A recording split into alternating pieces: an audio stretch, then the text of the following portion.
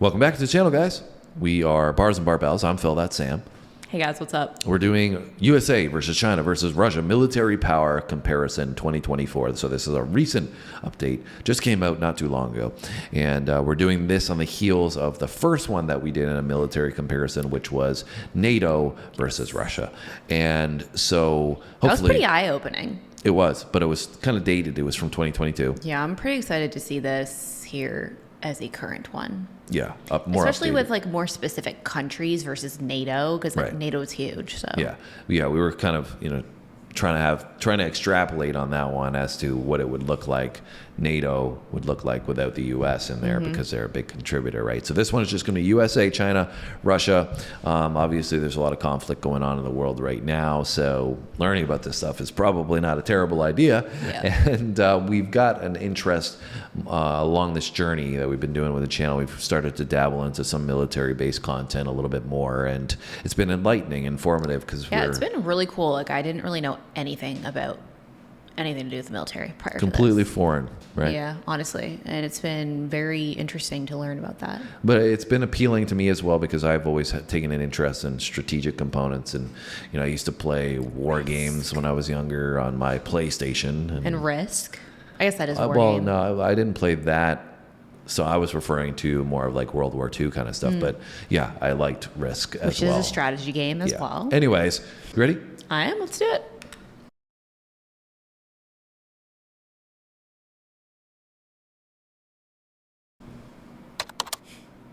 Not to inspire conflict. Uno. Tres. Dos.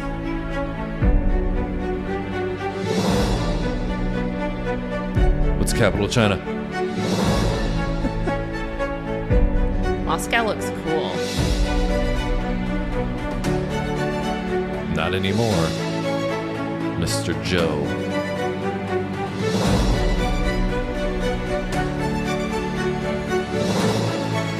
$9 million. Wow. Russia's huge, man.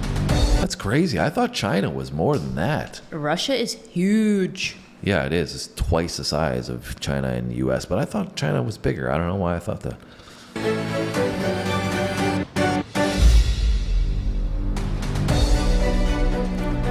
China's taking the cake here. That's wild. 1.4 billion.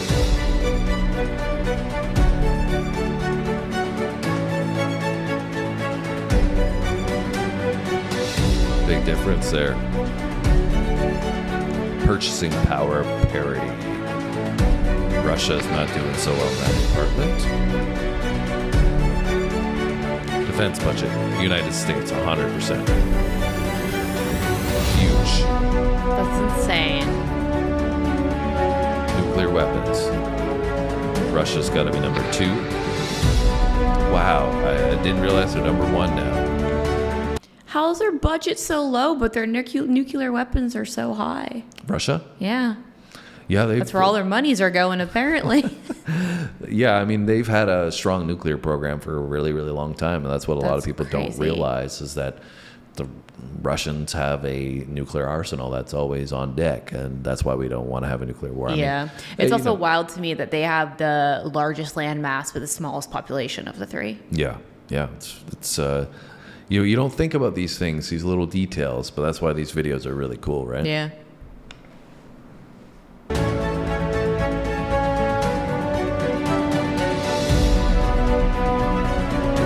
Most personnel. Active personnel. 2 million. China. Reserves. 2 million. Wow. Russia's got the numbers of people.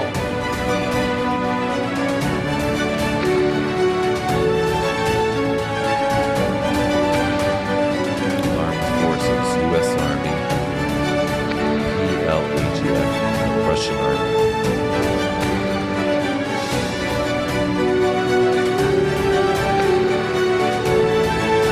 Wow, that's surprising.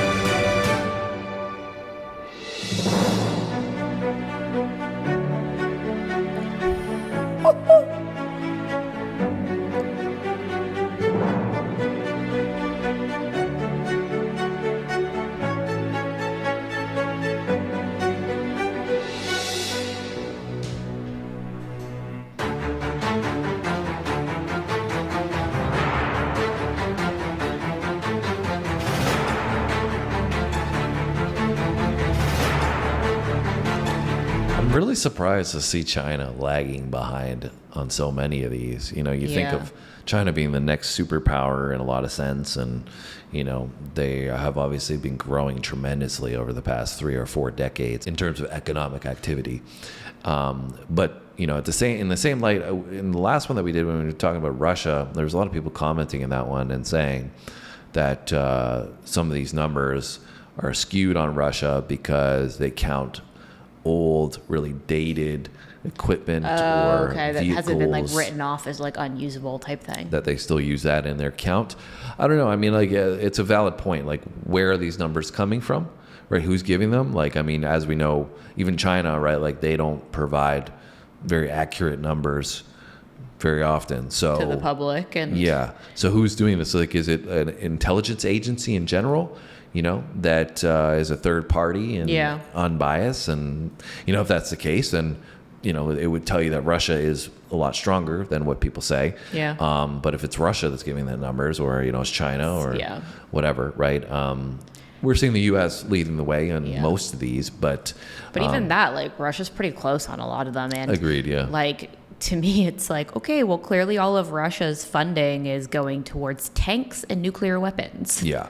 Yeah, their, you know, economic development per person on an individual per capita basis is probably not benefiting the population as much as, obviously, we see a ton of spending in the U.S., but it's not so much at the detriment of, well, I mean, I guess this is debatable now, purchasing power and everything else, but, you know, the debt exceeding, you know, now interest payments exceeding, all that stuff is wild. But historically, you could say that Russia has not had the ability to provide for its people as much as USA has, obviously. Yeah.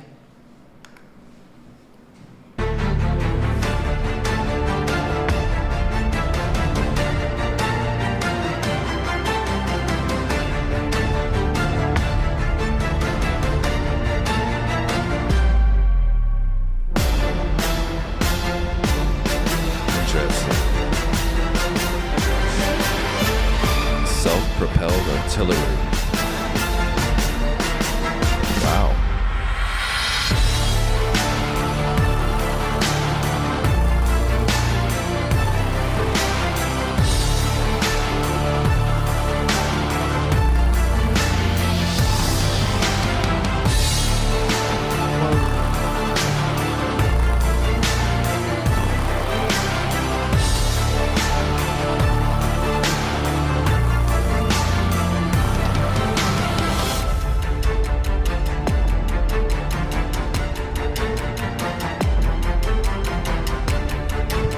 Interesting. So I won't pause too long here, but I was just going to say that I was thinking, we may have mentioned this in the last video as well. Russia's got huge land mass, right? And so maybe that's why they have so much dominance in the land areas and the capacity to have land vehicles, because they have to protect themselves more. Whereas the U.S., for example, they've got Canada and Mexico, right, as they're on their borders, and they're not threats to them, land-wise, right? Whereas Russia's surrounded by threats on the land, the land side of things, right? So maybe that's why the USA, as we're seeing now, is invested much more in air warfare. Yeah, and it's interesting because up to this point, right, like obviously the spending, like the budget was like 10 times more in US than Russia. So I was like, for like the amount that you have for the money that you're spending, it seems like Russia's keeping up pretty well when the US has such a much larger budget. But now you're probably going to see a discrepancy in potentially air and sea. Yeah, and also quantity does not always mean it's quality. Yeah, it's fair. Equipment that they're having, right? So like you said, the budget is less, but somehow they have more. You know, there's got to be a drop off in the output somewhere.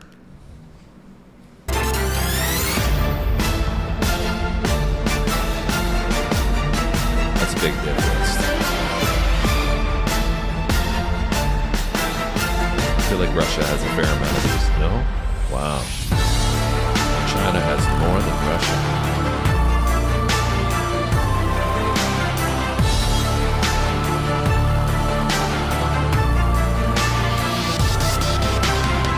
I don't know what that is.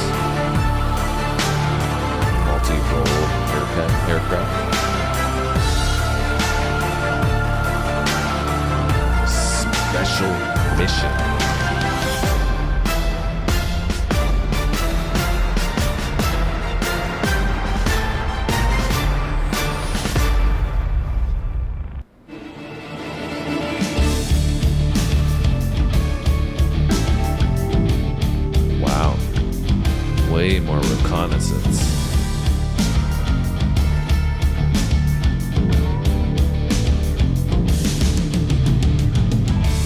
I don't know what electronic warfare is.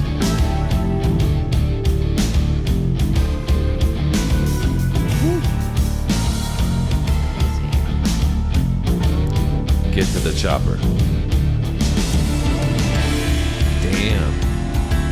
Yeah, way more helis. Oh, we have different kinds of helicopters. Whoa. Still got way more.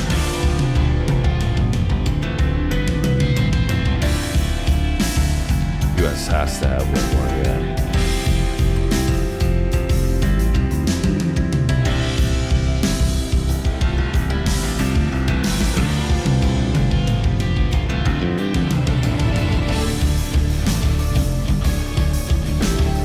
US has got this on lock for sure.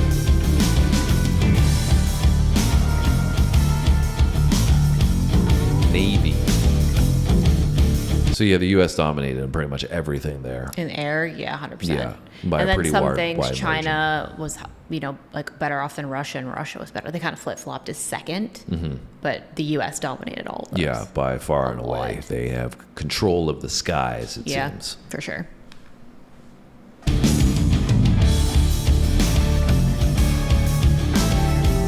I'd imagine it's going to be true for their Navy as well. Wow. Total Navy strength.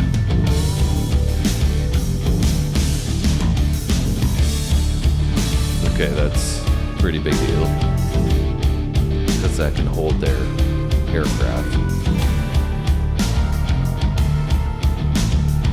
Wow. Destroyers. Russia ain't looking too good there. Frigates. Wow. Corvettes.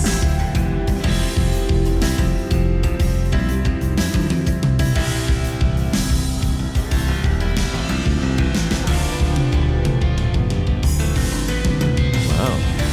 Interesting. Petrol vessels.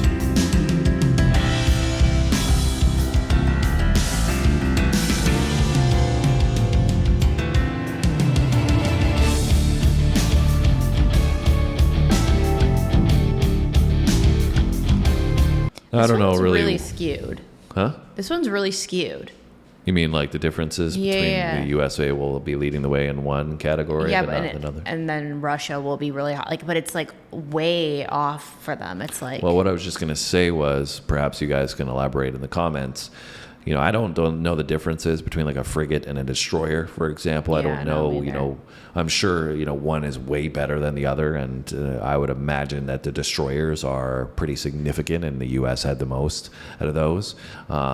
So maybe you guys can give us more insights, and that's kind of alluding to your point. It's like some of them are very skewed, but if, you know, one is way weaker than the other, like say if one's comparable to a destroyer, but the destroyer is way better, why would you even have, you know, the other one, right? yeah, for sure. And I mean, like, I guess it also depends on your strategy, right? Like like Russia, for example, has a lot of miners or mines or whatever. So it's like if the U.S. isn't really using mines in their strategy, then they're probably not going to need a lot of those, right?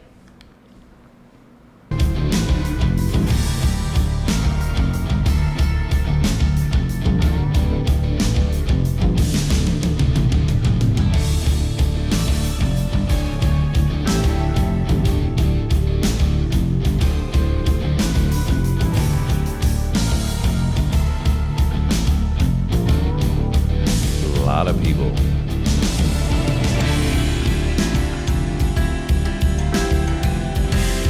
Wow. That's crazy.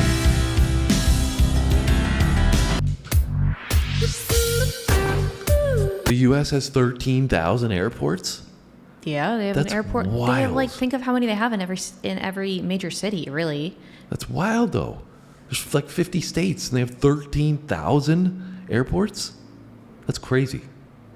Yeah, I mean, comparatively to China and Russia have 500 and 1,200. They have 13,000. I'm surprised China doesn't have a lot more because of how many people they have, but I would assume they would have needed Yeah, more that's than what I'm that. saying. Population-wise. And then Russia, I mean, their population isn't very big, but the landmass is huge, so they must just not have as many from as many places. Well, it's also like a business hub, right? The U.S. is a business hub, so part of that's a commercial airport. It's not military base, right? So, anyways, that was cool. I mean, it was enlightening and kind of allows you to see the strength, anyways, for me, was noticeable in the air warfare that the U.S. brought to the table. Yeah, I mean, similarly to what you had said about the naval, is like I don't really know much about different types of planes and stuff, so like I can't really speak to the significance of like what any of those are, but it was like they were basically leading out every single way. So no matter what way you cut it, they're going to be dominant in that.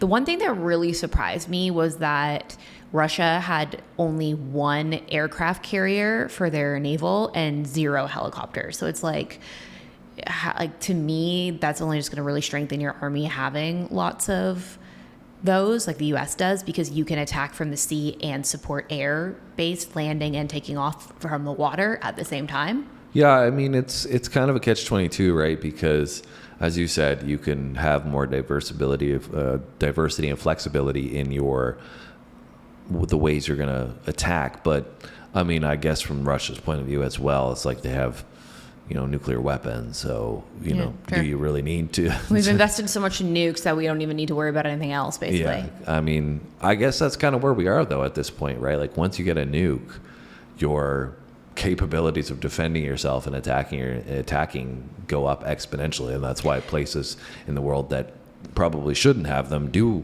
want them, because they know how much of that tips the balance of power, right? 100%, but I think at the same time, like I would like to hope from like a humanity standpoint that that's kind of like a last resort. So it's like, do you not want to be able to defend yourself on other measures so that things don't have to get to freaking nuking the whole planet? Yeah, I totally agree. But I mean, if like you're in that state where you got no other option, right? Like if you're about to be taken over, what are you going to do? You're going to, anyways. And that's probably also partially like intimidation tactics. Yeah, that's what I mean. It's like when a country knows, an opposing country knows you have them, it just tips that power balance. But what I was going to say was I was surprised to see China's naval capabilities. I didn't know that, but I can see why, because of the South China Sea, and they've got so many islands in that area of the world that have been in the past conflict orientated, right? Well, I think also too, like I could be totally off with this, but when we look at a map, like we forget that like China is also beside the U.S., like the west coast of the U.S., right? So like they can also defend themselves through the water, like from the U.S., like because if you fly from L.A.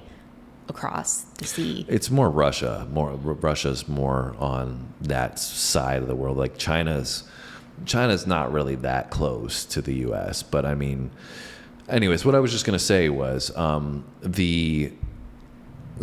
through history, you have all the conflicts in Russia and in Europe, right, on land, back and forth between the two of them. Mm-hmm. In China, historically, you've had issues with like Japan and the Philippines and, even Pearl Harbor, right? Like, you've had all these islands that have played a big role. Yeah. So having the naval capabilities going forward as you adjust your military tactics would make sense. Yeah, for sure. Let us know down below any insights, guys. We appreciate them. And if you have any recommendations for other videos similar to this, we appreciate that as well. Hit that like button if you enjoyed this video. Leave us a comment. Like I said, we got 2 videos that come every single day: music, comedy, sports, and history, and some military content as well. We'd love to have you going forward. If you decide to do so, we'll see you in our next video. Thanks for watching, guys. See you next time.